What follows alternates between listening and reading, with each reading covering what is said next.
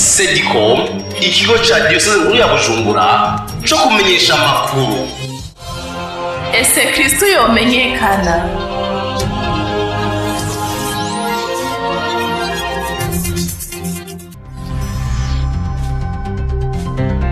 Amakuru mu Kirundi mushikirizwa na Sedicom.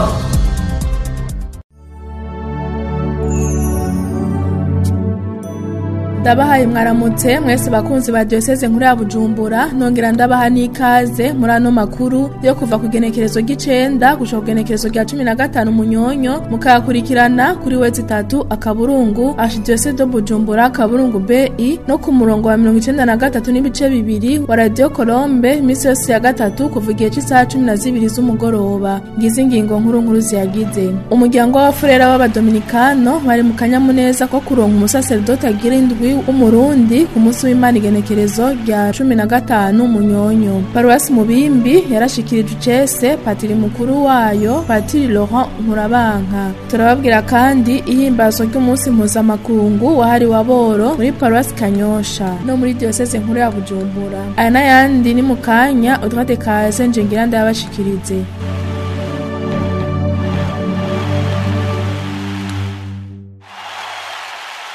Ndasubiye kubaha ikaze muri ano makuru, tuyahere mu gisata c'itogwa. Furera Desire Bizimana wo mu muryango wa Furera w'abadominikano yaratiwe mw'ibanga ry'ubusaseredoti ku munsi w'Imana igenekerezo rya 15 Munyonyo, akaba yatiwe na nyenicubahiro Musenyeri Gervase Banshimiye ubusa umwepiskopi mukuru wa Diocese nkuru ya Bujumbura mu birori vyabereye mu nkuka y'imisa yaherejwe n'uwo mwepiskopi mukuru ahagatiwe n'umwepiskopi w'inararibonye nyenicubahiro Musenyeri Evariste Ngoyagoye ari kumwe n'umukuru wo muryango mu Burundi no mu Rwanda. Ivyariho vy'abepiskopi mu ntara y'ubutumwa ya Mikaeli Mweranda na Muramvya n'abasaseredoti batari bake. Hariho kandi n'abihebeye Imana hamwe n'abakristo barayike bari baje kumushigikira. Nyenicubahiro Musenyeri Gervase Banshimiye ubusa yishimikije ibisomwa vyo kuri uwo munsi w'Idominika 33 yasavye Furera Desire Bizimana gukoresha neza ingabirano Imana yamuhaye na cane kwitwararika aboro. Ubona ko uwo munsi wari umunsi mpuzamakungu wahariwe aboro muri Ekleziya. Yarongeye kandi aramusaba kwibutsa abakristo gukoresha ingabirano baronse. Muvukanyi Furera Desire Bizimana turamutse twatira mu busaseredoti, turakwifurije kuba intumwa y'Imana yama izi ikibereyeho kuri iyi si, kugira ngo uze ukoreshe neza kandi utarambirwa ingabirano rundu na rukristo wahawe n'Imana, kuko Imana yaraguhaye yaragutatse ingabirano nyinshi, zaba kama rundu zaba n'iz'ubukristo kuva uronsi batisimu. Uzuzikoreshe ahariho hose uzorungikwa mu kuzuritwararika aboro. Ya mesaje ya mbere ya Papa twumvise, abakumirwa n'abarenganywa be no mu kuja cane uributsa udahengeshanya abantu b'iyi si ya none kubaho nk'abasuku bazi ko babwirijwe gukoresha neza amatalenta baronse ngo baze bashobore gusangira agahimbare na Data wo mw'ijuru. Abantu ntibagasinzira umukondora zosi bishinga gusa mu byo ngaha kw'isi, batazi ko babwirijwe kuba abasuku bazobwirizwa gutanga raporo kwa Data wamubibibutsa. Furera Desire Bizimana ntiyatanze kugaragaza akanyamuneza afise kuri uwo munsi ko Imana yamuteye iteka. Yongera aramenyesha uko yamenye uwo muhamagaro wiwe. Emwe akanyamuneza ni keshi cyane, sinoronka ukuntu ndabisigura. Imana iduhamagara mu buryo butandukanye, hamwe tukavyumva canke ntituvyumve. Ivyo umuhamagaro wanje vyiyaruye mu mwaka wa 2009 aho nari nsanzwe ndumwigisha, mugabo nkumva nti ubuzima ndimwo, iki gikorwa ndimwo kumbure sico nobandanya, ndumva handi hantu umukama ariko arampamagara. Kubera ko indagano zacu zihagarariye ku kugamburuka aho hose bazondungika, niho nzoja. Ariko urongo abadominikani muri Canada, turi muri province ya Canada, baramaze kumbwira ko nzokorera ubutumwa hano i Bujumbura, hano mu Burundi turi kumwe. Mumenya ko Frere Bizimana agize umusaseredoti agirindwi w'umurundi yatiwe mu busaseredoti muri uwo muryango. Tumwipfurije gukomera muri iryo banga. Ku munsi w'Imana igenekerezo rya 15 Munyonyo, abakristo ba Paruwasi Mubimbi bari mu gahimbare ko gushikirizwa icese patiri mukuru wabo Patiri Laurent Nkurabanka. Idonido na Aniseti Nduwayezu. Ivyo birori bikaba vyabereye mu nkuka ya misa ya kabiri yaherejwe n'icariho c'umwepiskopi mukuru wa diocese nkuru ya Bujumbura, Musenyeri Anatori Ruberinyange. Musenyeri Anatori Ruberinyange yabanje gusoma ikete umwungere mukuru wa diocese nkuru ya Bujumbura yarungikiye patiri mukuru Laurent Nkurabanka. Nyakuba Patiri Laurent Nkurabanka, usanzwe urongoye paruwasi ya Rugazi, nagire ndagushimire cyane ku butumwa waranguranye ubwira bwinshi n'ukwitanga kwinshi muri paruwasi ya Rugazi waruragijwe. Ati twarayaze hanyuma urananyemerera ko ubutumwa no guhubwa ari bwo bwose uzogamburuka kuko wemeye gukorera ekleziya. Ati none ndavye ko paruwasi ya Mubimbi ikereye umusaseredota yirongora, nishimikije ubasha nahawe n'ekleziya ndi n'akanyamuneza ko kukugena ngo ube padiri mukuru wa paruwasi ya Mubimbi. Mu nsiguro yiwe Musenyeri Anatori Ruberinyange amenyesha ko atakwishimira umuntu twokwishimira Imana, agira ati: Ntupishe ubusa, ukura amaboko mu mpuzu, wakira ubwo bwitonzi Imana iriko irakugabira ni talenta. Wakire mutima mweranda Imana iguma iguha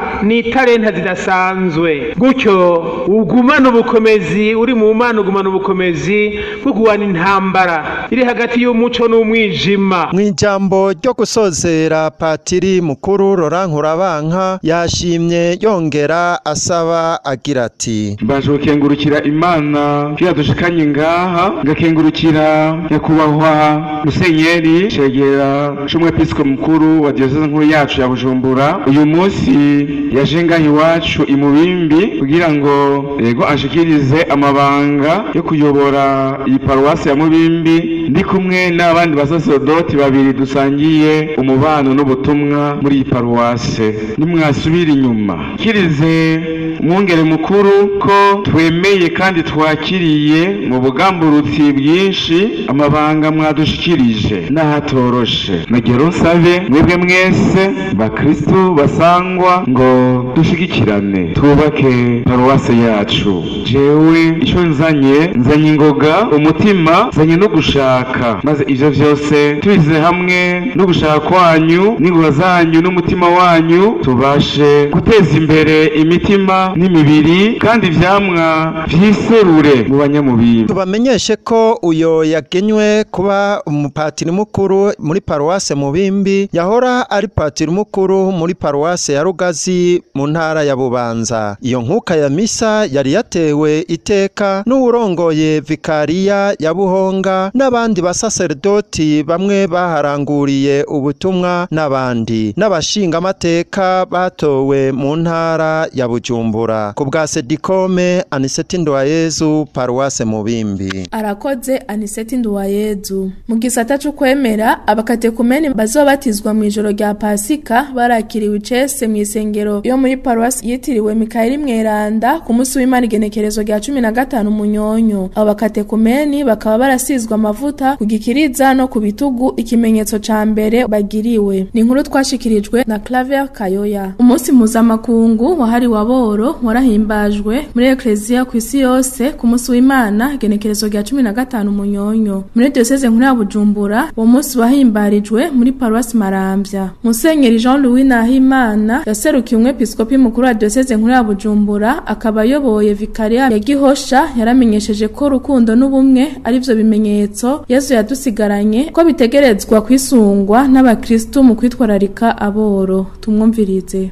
Yesu yadusigaranye bigizwe igizwe n'ibimenyetso bibiri. Ica mbere n'urukundo. Yesu niwe agira ati urukundo mufitaniye niho ruzorangira abandi ko murabanje. Yesu agira ati ese bo bumwe nk'uko jewe nawe dawe turi umwe. Yesu Kristo yadusigaye ibyo bimenyetso bibiri bizoranga ekleziya y'ukuri ahiri. Yesu yagize ati dini y'ukuri niyo dini igizwe n'abantu bategereye ko bagize umuryango w'abana b'Imana. Uwo muryango nawo ukarangwa n'ubwo rukundo. Ubwo rukundo nago rugaserukira mu bikorwa by'urukundo vyerekana uwo mutima w'ubwubashi ubuyoboke. Ubwo rukundo nago rukabonekera he? Muri vya bikorwa byo gutabarana. Imana ntidusaba kuja gutabara abandi mu byo tudafise, ariko Imana yaraduhaye umutima. Wewe wagize amahirwe ntucike impumyi ngo ureke kubona ujya mu banyi wawe batagize amahirwe nkawe. Ntuzibira amatwi iruhande yawe imfuvyi abapfakazi bariko bararira. Yesu azobikubaza. Turiho kugira ngo tugendere mu rukundo. Ivyo navyo bikabonekera muri wa mutima wo gufashanya, wa mutima w'urukundo, ari nawo wadutumye uyu munsi tuza kwifatanya namwe mu gisabisho ngaha mu Maramvya. Patiri Anisete Shumbusho, umunyamabanga nshingwabikorwa wa Odedebu Caritas Bujumbura, aramenyesha ingene uwo munsi wavutse, igituma Odedebu Caritas Bujumbura iri kumwe na Caritas Burundi yahisemwo kuhimbariza muri Paroisse Maramvya. Inkomoko y'umunsi nk'uyu nta handi tukura atari mu nkuru nziza. Inkuru nziza ya Yesu Kristo niyo itwibutsa, na cane cane turavye Matayo kigabane ca 25 aho Yesu avuga yuko ukwitaho umuntu agukeneye biri mu biso dushikana mu ijuru. Ariko n'imbere yaho no mu bwuzure bwa kera turabona ingene ijambo ry'Imana ritubwira ko kugwana ku bandi, gufasha abandi badukeneye bibwirizwa kuba mu mutima wacu, kuko niwo mutima w'Imana nyene. None rero umuvyeyi wacu Papa ni iryo jambo afatira ko akogako kugira ngo atwibutse yuko hariho umugwi w'abantu duhaka kwibagira, kandi bari mubo Imana nayo irondera, maze igashaka yuko natwe twerekana ibimenyetso bigaragaza urukundo tubafitiye nk'uko Imana nayo dukunda, kandi turi abanyabworo, turabacumuzi. None rero agahamagarira ekleziya yose kwibuka abo bantu, ngo tugende tugana bari abantu bari hariya hirya kure, rimwe na rimwe usanga twaribagiye tukanakura mu mutima wacu. Uno munsi mukuru mwashimye kuwuhimbariza muri paruwase nshasha ya Maramvya, mwoba mwafatiye kuki kugira ngo muhite mu paruwase? Uwo munsi mukuru nta myaka myinshi umaze uhimbazwa, ubu n'ubugira kane tuwuhimbaje, ariko ni ntumbero dufise ko tuza turafasha amaparuwase gutegera ubutumwa ngombwa afise bwo kumenyesha inkuru nziza, ariko kandi no gushikira bari abantu bahebwe bantaho nikora ngo nabo bumve urwo rukundo rw'Imana. Mu guhitamwo rero iyi paruwase ni muri urwo rukurikirane rw'amaparuwase n'ubundi tuza turagendera, twashimye ko uwo muryango uheruka kuvuka nka paruwase utegera ubwo butumwa ukiri muto, kugira ngo ukure ukurana nawo uwo mutima wo kwitaho aboro babo bari mu mibano isanzwe ihari ikora. Aya maji tukayakesha mugenzi wacu Genevieve wo muri Odedebu Caritas Bujumbura. Mu ntumbero yo guhimbaza umunsi mpuzamakungu wahariwe aboro, abakristo ba Paroisse Kanyosha baratunganije umunsi mukuru wo gusangira n'abakristo ba mikoro make bo muri iyo paruwase ku munsi w'Imana igenekerezo rya 15 Munyonyo. Uwo munsi mpuzamakungu washinzwe na Nyinubweranda Papa Francisco, ukaba uhimbazwa muri ekleziya ku isi yose ku Dominika 33 wo mu bihe bisanzwe. Ni inkuru ya Gonzalve Ntashimikiro. Inyuma yo gukengurukira Imana mu gisoje c'inkuka y'imisa y'isaha zine n'igice, abakristo batoye mu bibanuro Kristo ko bafise amikoro make barasangiye akanyamuneza mu gusangira ifungurwa n'ibinyobwa kuri uwo munsi mpuzamakungu hariye gusangira n'abakene. Alexis Masase asanzwe ari mu bari batunganije urwo rubanza, akaba kandi arongoye na komisiyo ya Caritas muri Paroisse Kanyosha. Nyuma y'urwo rubanza yatumiye ingene batunganije uwo munsi bongera barawuhimbaza. Byukuri uno munsi muri Paroisse Kanyosha mu vyo Kigongwe twawuhimbaje neza. Imisa isohotse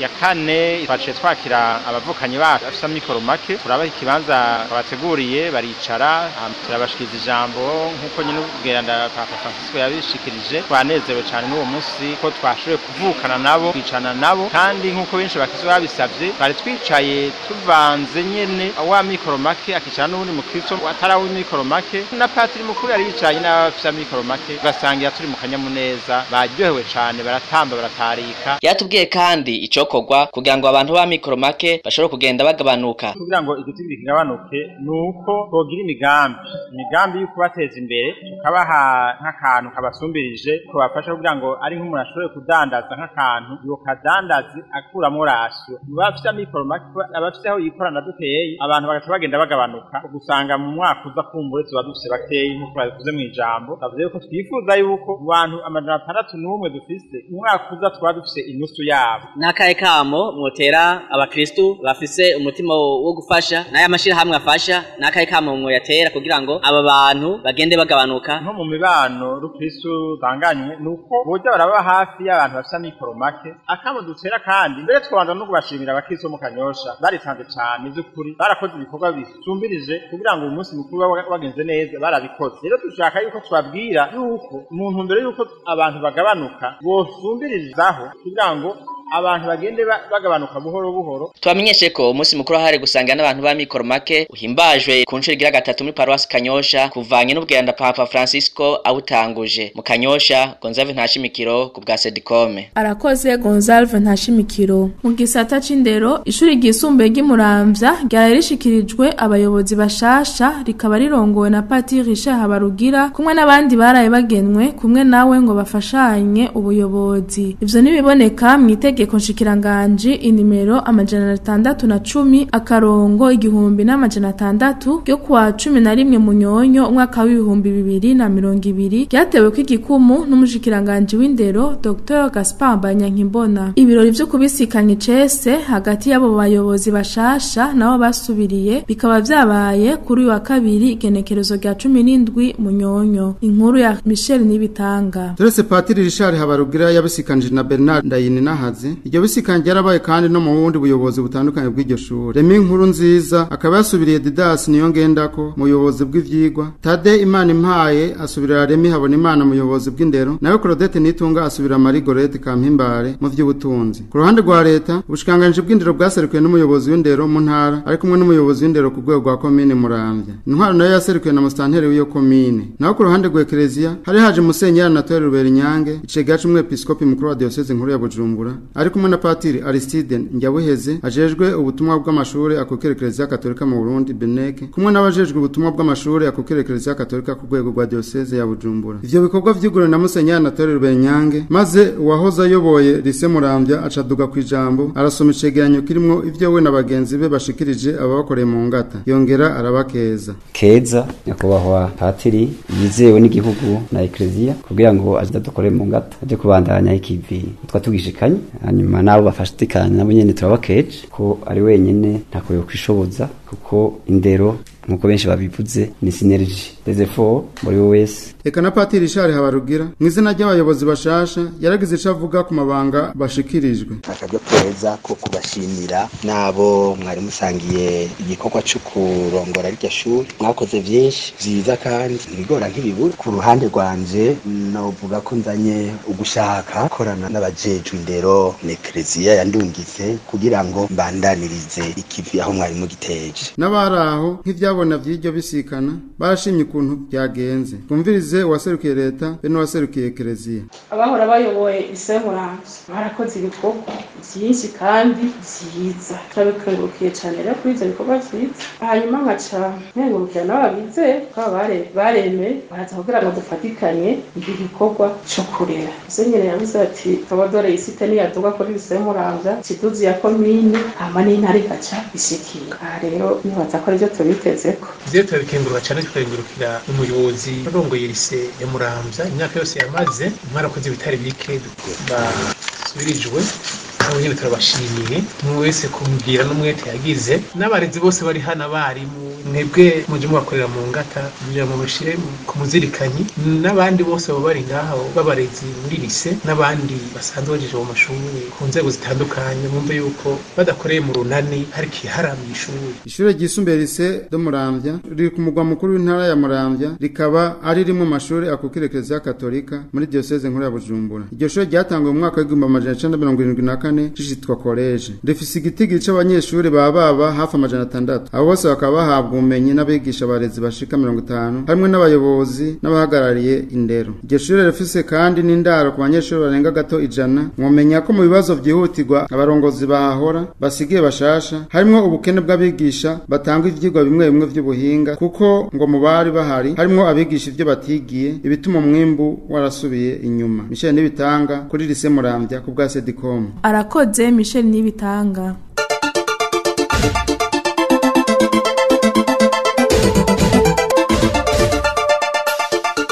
Ano makuru tuyabandanirize mu gisata c'inyigisho. Igisata c'ubutungane n'amahoro muri diocese nkuru ya Bujumbura caratunganije inyigisho ku bakristo bavuye mu migwi y'ubutungane n'amahoro mu maparuwasi yo muri Vikaria Mikaeli Mweranda kuri wa mbere genekerezo rya 16 Munyonyo. Izo nyigisho zatanzwe na Patiri Dieudonne Niyibizi arongoye ikigo ca diocese nkuru ya Bujumbura co kumenyesha amakuru zikaba zatangiwe muri paruwasi yitiriwe Mikaeli Mweranda. Ni inkuru ya Alexis Niyonkuru. Ico cigwa kikaba cuguruwe n'icariho c'umwepiskopi mukuru wa diocese nkuru ya Bujumbura nyakubahwa Patiri Fupi Felix. Muri ico cigwa Patiri Dieudonne akaba yarababwiye ibitari bike ico gisata c'ubutungane n'amahoro gikora muri Eklezia no mu gihugu ko kizobafasha gutegura imigambi ya paruwase ibigomba gushikako. Inyuma y'ico cigwa Patiri Felix Fupi akaba yaratubwiye intumbero y'icatumye bashima kwigisha abakristu hamwe n'ico babitezeko. Ni intumbero y'ubutumwa dusanzwe tujejwe bwo gushikana imigambi ibikorwa vyiyumviriwe ku rwego rwa diocese kugira ngo bishobore gushika no kurangurwa muri Vikaria kandi dufatiye mu kirere duherereyemwo dufatiye ku ngorane dufatiye mbere no kuvyiza dusanzwe dufise muri Vikaria. Iki cyumviro rero aho cavuye nuko ku rwego rw'ubutungane n'amahoro muri diocese bari barategekanije inyigisho ku patiri mukuru n'abaserukira aya makomisiyo y'ubutungane n'amahoro mu maparuwasi. Abasaseredoti rero turi kumwe tumaze gukurikirana iyo nyigisho yerekeye ubutungane n'amahoro ingene yotunganya ubutumwa bwayo ingene yoshobora gutanga intererano mu butumwa rusange bwa paruwasi. Twabonye yuko abo dusanzwe dukorana hafi duhereye ku bari mu butungane n'amahoro eka mbere n'abari mu manama mpanuzwa jambo bogira abandi bavyigishwa kandi bakavyigishwa n'umuntu abizi neza yavyiteguriye gutyo baba abasaseredoti n'abakristo dusangiye ubutumwa tugire ijambo rimwe kugira ngo dushitse mu maparuwase bitworohere gushobora gutegura neza imigambi ya paruwase kumenya kuyitunganya kumenya kuyirangura kumenya mbere no kwisuzuma dufise intumbero imwe tutajuragirika gutyo twese tugira akarusho maze iyi migwi y'ubutungane n'amahoro itsimbatare mu maparuwase yacu ariko cyane cyane itange intererano yayo ibereye. N'abakurikiranye izo nyigisho bakaba baratubwiye ico bashoboye kuhungukira n'ico bagiye gukora mu maparuwase baje bavamwo. Iki cigwa ndabona ko zizodufasha gutegura imigambi gutegura ingene tworaba ibibazo biri mu bakristo kandi ducishije ku ngorane zo hasi kuva hasi gushikaho abagira imigambi bazaba bakoze. Ikintu ngutse ni kinini cyane biratumye batwubahura kugira ngo dushikare mu mibano iwacu kumenya ubuzima ko mu kibano ngene yabayeho hanyuma ibibazo dushoboye gutora umuti tukaje tubizana muri paruwasi aho turi kumwe twarangisha hamwe kugira ngo dushobore gutora ikibazo kuko twamaze kucibonera. Nkabibutsa ko abitavye ico cigwa ko bahamagariwe kubimenyesha abandi ba Kristo mu maparuwase baje bavamwo baheze bamenye ico ubutungane n'amahoro kibamariye muri paruwase yabo. Alexis Niyonkuru, paruwase Saint Auguste ku bwa Sedicom. Arakoze Alexis Niyonkuru. Mu ntumbero yo kwitegurira umunsi mukuru wa Kristo Mwami igisata ca diocese nkuru ya Bujumbura Bujumbura kijeje ubutumwa bw'abarayike caratunganije igisabisho c'imisi 9 mu maparuwase agize iyo diocese ku civugo kigira kiti dawa twese uri mwijuru. Muri Paroisse Cathedrale Regina Mundi ico gisabisho catanguye ku munsi wa gatanu genekerezo rya 13 Munyonyo. Ni inkuru ya Trinide Dusabe. Mu gisabisho c'umunsi wa mbere Patiri Jeremy Bukene yaramenyesheje ko ico gisabisho c'imisi 9 azoba ari urugendo rudushikana kumenya neza akaranga k'abana b'Imana. Turatanguye igisabisho